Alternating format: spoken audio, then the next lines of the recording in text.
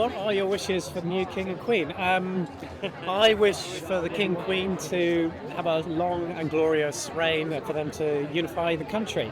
I think for longevity, to keep the modern feel, which we've seen so far. I love last night in terms of the artists that they used and how that was all presented.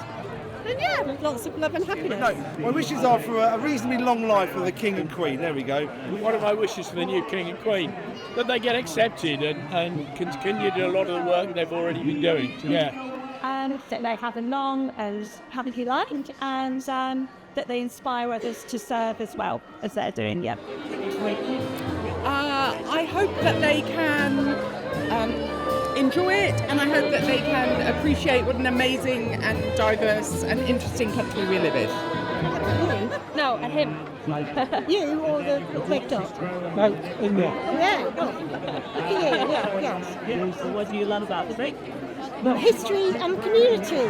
So I love the community spirit, the church, the pubs, the restaurants, and just the fun. I think Trings got such a really good vibe, very artistic as well in terms of the theatre and musicians, hearing them today. I think, yeah, that sense of community. And definitely the sense of community. If you just see what it's like here today, it's just amazing, isn't it? It's lovely, yeah. What do I love about Tring is the question.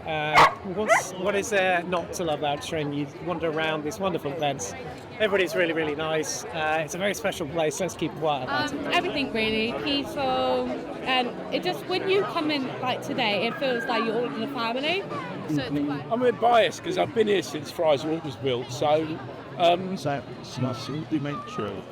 people and a lot of the schools, get involved in the schools a bit and getting together with the youngsters, and yeah, there's some fantastic people about there. Describe today's celebration to the 3 words. More beer, please. Cake, beer, and people. Not raining yet. Blessed with the weather. That's 4, sorry. and uplifting, fun, and quite